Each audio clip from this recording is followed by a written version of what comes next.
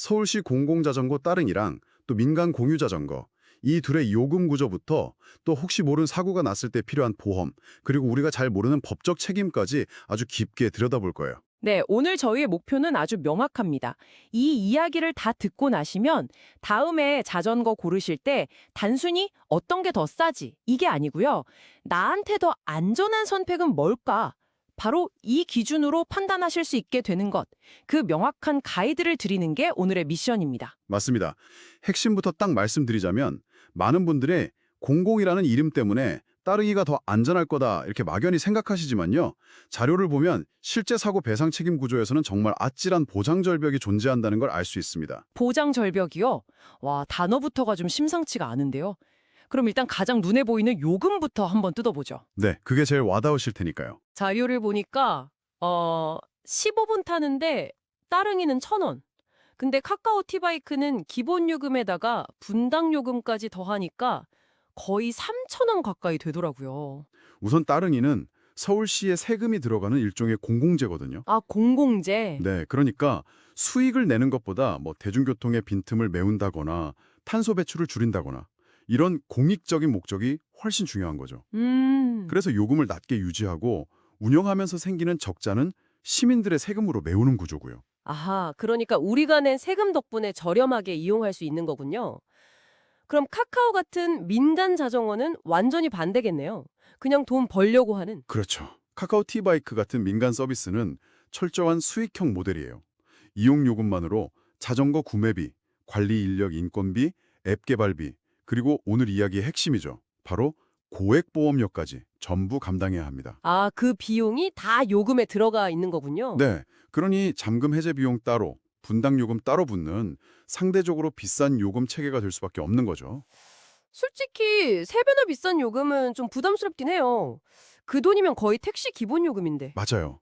굳이 땀 흘려가면서 자전거를 타야 하나 싶기도 하고요. 말씀하신 그 안전 비용이라는 게 그 정도 가치가 있는 건가요? 바로 그 지점이 오늘 이야기에서 가장 중요한 포인트입니다. 따릉이의 저렴한 요금은 사실상 이용자가 만약에 사고 시 낮은 보장 한도라는 리스크를 스스로 감수하는 대가이고요. 그리고 민간 자전거의 비싼 요금에는 그 리스크를 막아주는 안전 비용이 포함된 가격이다. 이렇게 이해하시면 돼요. 알겠습니다. 그럼 그 안전 비용의 실체를 좀 보죠. 여기서부터가 진짜 중요할 것 같은데 실제로 사고가 났을 때 보험 보장 내용이 얼마나 어떻게 다른가요? 이 부분이 아마 오늘 들으시는 내용 중에 가장 충격적일 수 있어요. 아, 그래요? 네. 자전거를 타다가 내 실수로 다른 사람을 다치게 했을 때 이걸 대인배상이라고 하는데요. 이 책임 한도를 비교해보면 정말 입이 떡 벌어질 정도입니다. 자료에 따르면 따릉이의 대인배상 한도는 1인당 고작 200만 원에서 300만 원이 전부예요. 잠깐만요. 200요? 제가 지금 잘못 들은 거 아니죠? 네, 200만 원, 300만 원, 그게 다입니다. 요즘 세상에 교통사고 나서 병원 가면 200만 원은 정말 순식간에 넘어가잖아요. 그렇죠. 아니, 골절이라도 되면 수술비는커녕 진단비도 안 되겠는데요? 서울시가 운영하는 공공서비스가 이 정도밖에 안 된다는 게 상식적으로 이해가 잘 안 가는데요? 저도 처음 자료를 보고 믿기지가 않았어요. 그래서 더 무서운 예시가 나와 있는데요. 만약 다른 이를 타다가 보행자를 쳐서 넘어뜨렸는데 그분이 좀 심하게 다쳐서 1,500만 원의 배상 책임이 발생했다고 가정을 해볼게요. 1,500만 원? 네, 따릉이 보험에서는 최대 300만 원까지만 지급이 돼요. 그럼 나머지 1,200만 원은요? 전부 자전거를 탔던 이용자 개인이 자기 돈으로 물어내야 하는 거예요. 와, 1,200만 원이면 사회초년생 거의 1년치 연봉 절반인데 그냥 잠깐 지하철역 가려고 1,000원 내고 따릉이 탔다가 인생이 흔들릴 수도 있는 거네요. 와, 이건 생각도 못했어요. 네, 정말 아찔한 상황이죠. 그럼 민간 자전거는요, 3배나 비싼 만큼 확실히 다른가요? 이건 뭐 비교가 불가능한 수준이에요. 카카오티 바이크나 일레클 같은 민간 서비스들은 대부분 대인 배상 한도가 1인당 1억 원. 1억이요? 네, 1억 원. 그리고 사고 1건당 3억 원까지 보장이 돼요. 와, 300만 원이랑 1억 원. 네, 이 정도면 내 실수로 정말 큰 사고가 나더라도 적어도 금전적인 문제 때문에 내 인생이 파탄나는 일은 막아주는 아주 강력한 안전판이라고 할 수 있죠. 그렇군요. 사람을 다치게 하는 것뿐만 아니라 뭐 길 가다가 실수로 다른 물건을 망가뜨릴 수도 있잖아요. 그럼요. 제 친구도 예전에 자전거 타다가 주차된 외제차 사이드 미러를 살짝 쳤는데 수리비가 200만 원 넘게 나왔다고 정말 아찔했다고 하더라고요. 이런 경우는 어떤가요? 아주 현실적인 지적이에요.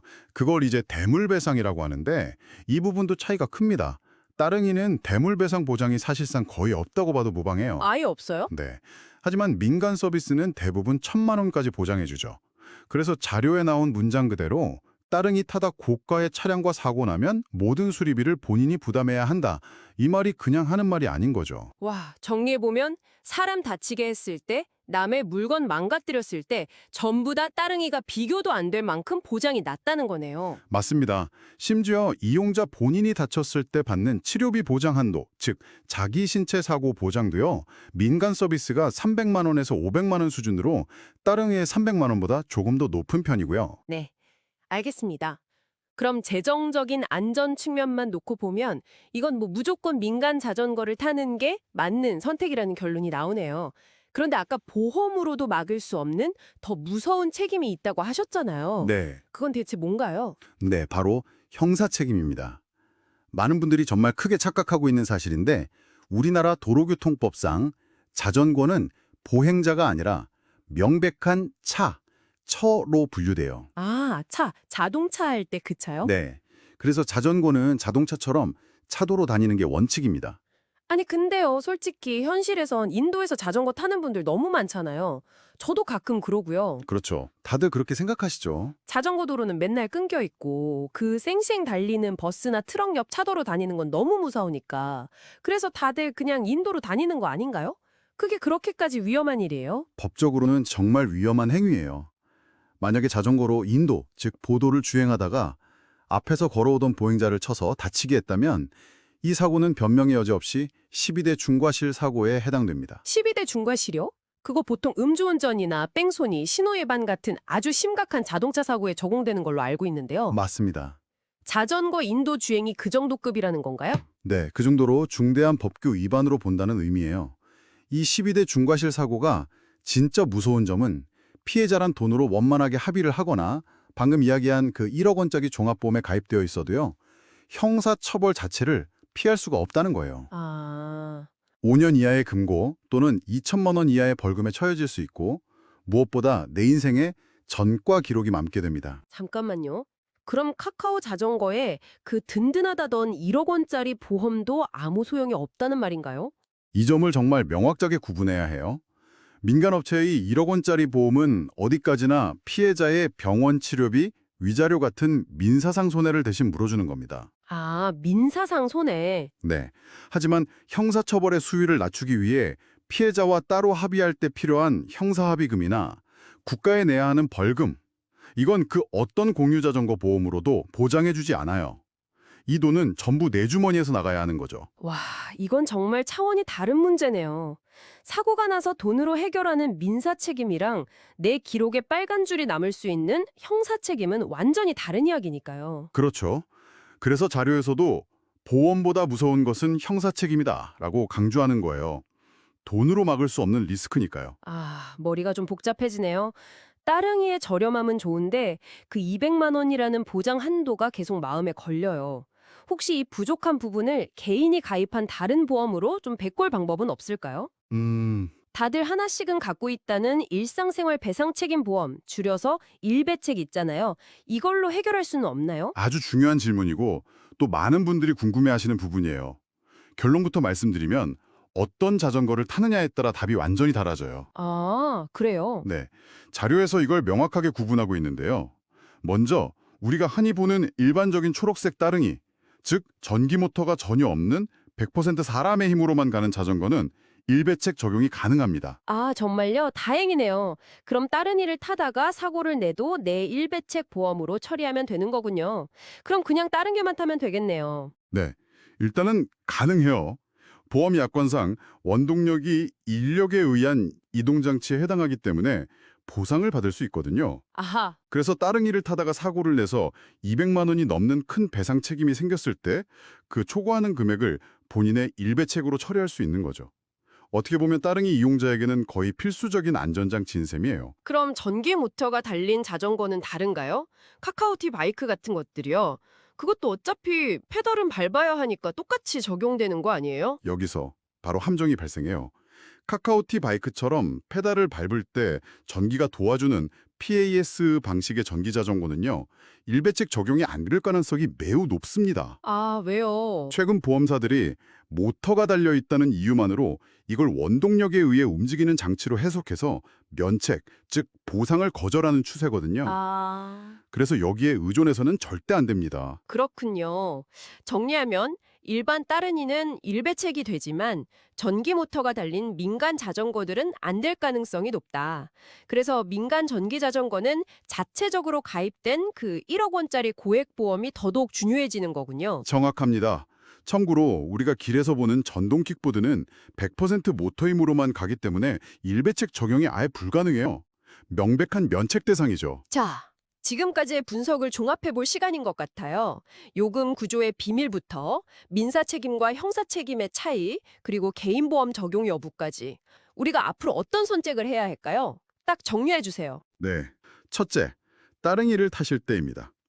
요금이 저렴한 건 분명 큰 장점이지만 사고 시 보험하기 300만 원으로 매우 얇다는 점을 반드시 기억해야 해요. 네. 따라서 타기 전에 내가 일상생활 배상 책임 보험에 가입되어 있나를 꼭 확인하셔야 해요. 이게 없다면 정말 작은 사고 하나로도 큰 재정적 위기에 처할 수 있어요. 다른 일을 타기 전엔 일배책 가입 여부 확인이 필수다. 알겠습니다. 그럼 민간 전기 자전거는요? 둘째, 카카오 티바이크 같은 민간 전기 자전거를 탈 때예요. 요금은 비싸지만 그 안에는 1억 원이라는 든든한 안전판이 포함되어 있다. 이렇게 생각하셔야 해요.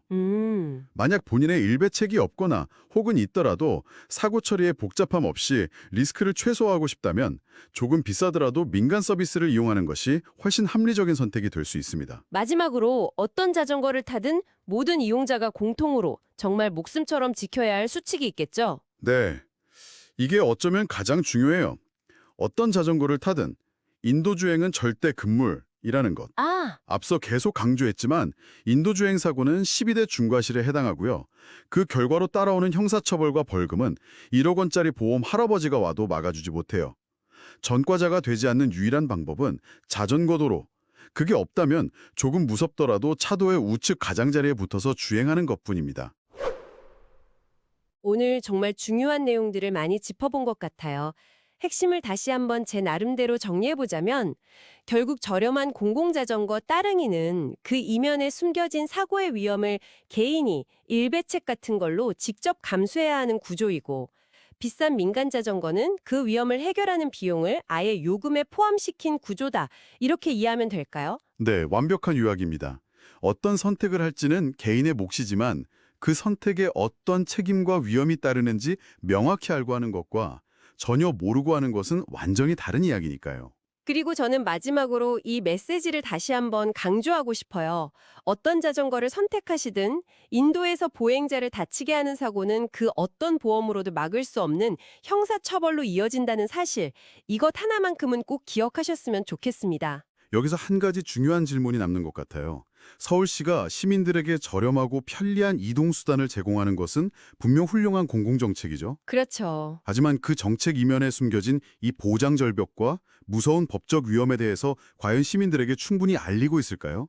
어쩌면 공공서비스라는 이름이 주는 당연히 안전할 것이라는 그 막연한 믿음이 오히려 시민들을 더 큰 위험에 빠뜨리고 있는 것은 아닐까 하는 질문을 청취자 여러분께 남겨드리면서 오늘 이야기를 마무리할까 합니다.